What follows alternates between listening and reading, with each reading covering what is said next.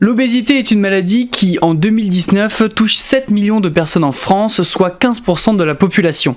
Claudine Canalet, présidente de l'association Les Poids Plumes France, est venue nous en parler. Bonsoir Claudine et bienvenue dans le MAG sur Sensation. Bonsoir. Anne-Sophie Joly, la présidente du collectif national des associations d'obèses, explique au micro d'RTL que 50% de la population était en surpoids. Alors pour clarifier ses propos, quelle est la différence entre le surpoids et l'obésité ? Le surpoids, en fait, c'est les gens qui arrivent, qui sont en indice masse corporelle inférieur à 25, à 20. 25, il me semble que c'est. Et l'obésité, donc c'est beaucoup plus. Beaucoup plus. Et pour quelle raison a-t-on plus de personnes en situation de surpoids et d'obésité aujourd'hui qu'il y a 10, 20, 30 ans ? Alors je pense que c'est la vie des jours. On a affaire à tout ce qui est au niveau de l'alimentation, du commerce. Et les personnes, effectivement, on a des nourritures beaucoup plus enrichies qu'avant. On fait beaucoup moins d'activité physique. Mais bon, ce n'est pas tout, parce que l'obésité, malheureusement, c'est une maladie. Une maladie multifactorielle qui peut engendrer plein d'autres pathologies autour, plus de 17 à mon de souvenirs. Et effectivement, si on ne prend pas soin de soi, on peut très vite tomber dans l'obésité. Et l'obésité, c'est aussi une petite part de génétique, malheureusement. Ça veut dire que si l'un de nos parents est obèse, il faut qu'on fasse attention ?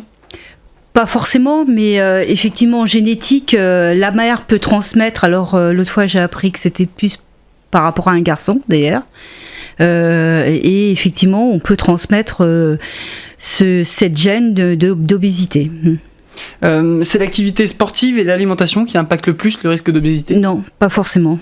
Pas forcément. Quels sont les risques ? Alors, on peut, ce qui peut impacter l'obésité, c'est aussi si on a une pathologie associée, par exemple du diabète, ça peut engendrer l'obésité. C'est beaucoup plus factoriel que ça, en fait. C'est très complexe. On peut pas rattacher l'obésité qu'à l'alimentation et à l'activité physique. C'est un tout. C'est un des facteurs, mais c'est pas tout, seulement ces facteurs-là.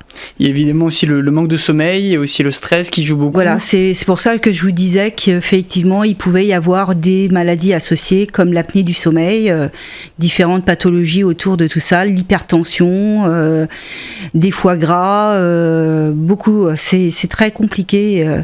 En fait, l'obésité, c'est une maladie qui héberge beaucoup d'autres maladies. Voilà. Donc quand on associe, ça devient vraiment morbide et c'est compliqué. Juste pour vous rappeler que l'obésité, on peut en mourir, ça on le sait pas. Et tout le monde pense que c'est qu'un état de fait et on est vraiment très loin. Tout le monde pense que c'est un état de fait et on est très loin dans l'histoire de la maladie. Même au niveau des médecins, il y a certains médecins qui sont... donc il y a un nouveau mot qui est sorti dans le dictionnaire qui est grossophobie, justement. Et certains médecins ne savent pas que c'est forcément une maladie. Mais ça a été reconnu par l'OMS depuis 1997. Moi, j'invente rien. Donc, l'OMS, c'est l'Organisation mondiale de la santé. Et l'obésité a été classée comme une maladie. Le 15 mars 2012, vous avez créé Les Poids Plumes France, une association qui accompagne les personnes atteintes d'obésité. Et pourquoi et comment est née cette initiative ? Alors, moi-même qui ai été touchée par l'obésité et qui a eu donc recours à une chirurgie de l'obésité, je me suis sentie bien seule dans mon parcours. Donc, on a été un petit noyau à vouloir émerger ça et effectivement pouvoir accompagner les personnes et informer les personnes qui souffrent de cette maladie. Donc l'association, en fait, elle a 4 axes. Ça fait des actions de prévention, elle fait de l'accompagnement individuel, elle fait de l'information auprès des patients et de l'entourage, parce que malheureusement, l'entourage ne comprend pas forcément qu'une personne qui va rentrer dans un parcours doit être accompagnée et il faut que c'est pas simple. La vie n'est pas un long fleuve tranquille, malheureusement. Sinon, tout le monde le saurait. Et c'est une maladie qu'on contourne, qu'on n'arrive pas complètement à gommer, parce que justement, c'est une maladie chronique. Et aussi, donc, par rapport aux axes de l'association, on fait de la co-construction de parcours de soins avec les équipes pluridisciplinaires. Parce que maintenant, avec la santé 2022, justement, le patient est devenu très au cœur de la maladie, au cœur de tous ces parcours, et il est important qu'on ait aussi notre voix, parce que malheureusement les médecins savent soigner, mais ils ne la vivent pas au quotidien, cette maladie. Et cet accompagnement au quotidien, ça se fait aussi dans des centres spécialisés. Vous les faites vous faites aussi des ateliers. Quels sont ces ateliers? Ils sont assez variés en plus. Alors on fait du renforcement musculaire, on fait de la marche, on a 12 créneaux de marche en Île-de-France. Le dimanche, c'est un moyen de se retrouver. Des ateliers sur le relooking aussi, des ateliers sur l'image de corps, parce que quand on commence aussi à perdre beaucoup de poids, et l'image du corps, ça suit pas forcément.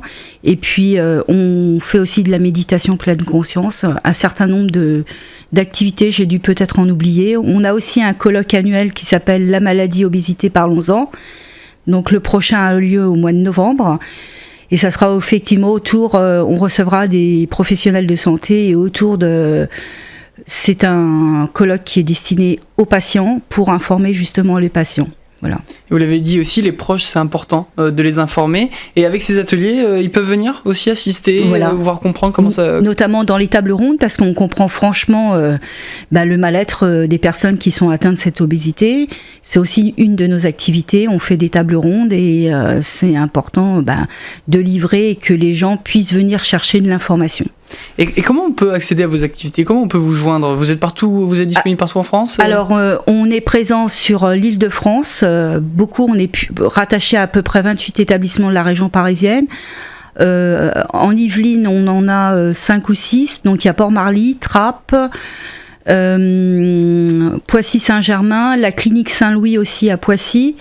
Et je pense que c'est tout, et c'est déjà pas mal. Et puis maintenant, on devient national puisqu'on est présent sur Toulouse, bientôt en Bretagne, et on va semer un peu des antennes un peu partout, Poids-Plume, justement, pour être vraiment présent près des patients.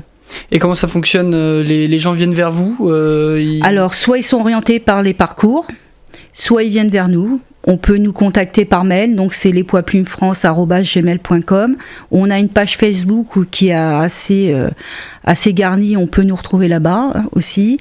Notre site est en pleine reconstruction parce qu'effectivement on a explosé depuis quelques temps et on est en train de restructurer tout. Donc je pense que d'ici la rentrée ça sera prêt. Et puis on aura bientôt aussi notre chaîne YouTube, donc voilà. Donc on le répète avant tout, c'est un accompagnement, les Poids Plumes France, parce que à la base cette maladie, ça peut entraîner par exemple de la chirurgie, donc des cas médicaux un petit peu plus graves. Alors oui, effectivement, la chirurgie n'est pas une finalité, c'est une des solutions. Je rappelle que quand même la chirurgie doit être hyper cadrée. Je voudrais faire passer ce message, que ça se prépare. Il y a des préconisations de la Haute Autorité de Santé dont on a participé avec Anne-Sophie Julie justement pour bien mettre à l'aise le patient et qu'il soit sécurisé. C'est un geste sécurisé. Se faire opérer en 3 semaines, on n'y pense même pas. Un parcours de chirurgie, ça doit être au moins 6 mois minimum de préparation. Et il ne faut pas oublier que c'est un suivi à vie aussi. Parce que malheureusement, il y a beaucoup de chirurgies qui sont faites et les gens, ils oublient et puis ils ne se font pas suivre. Donc les bilans biologiques, c'est super important. Ça peut entraîner beaucoup de carences. Et c'est annuel. Il faut faire un suivi au moins annuel après sa chirurgie. Donc vous, votre objectif, c'est d'éviter d'atteindre la chirurgie, c'est-à-dire donc vous travaillez en amont et malheureusement aussi en aval. Tout à fait. C'est effectivement donc l'objectif de l'association, c'est accompagner les personnes en surcharge pondérale qui ont recours ou pas à la chirurgie de l'obésité et sans restriction d'âge, parce qu'on accompagne aussi beaucoup les enfants. Là, je suis en train de monter un programme d'éducation thérapeutique justement qui est pour les enfants, pour qu'ils comprennent que il faut se prendre en main dès l'instant. Dès la plus jeune enfance, et éviter de rester de se cloisonner, parce que c'est ce que les gens vivent en fait, ils se cloisonnent, et c'est comme je disais au préalable, c'est beaucoup compliqué. L'obésité, c'est aussi un problème psychologique aussi. Merci Claudine Canalé d'avoir été avec nous. Je rappelle que vous êtes présidente de l'association contre l'obésité Les Poids Plumes France. On peut vous retrouver sur quel site internet ? Alors, pas de site internet pour l'instant. La page Facebook Les Poids Plumes France.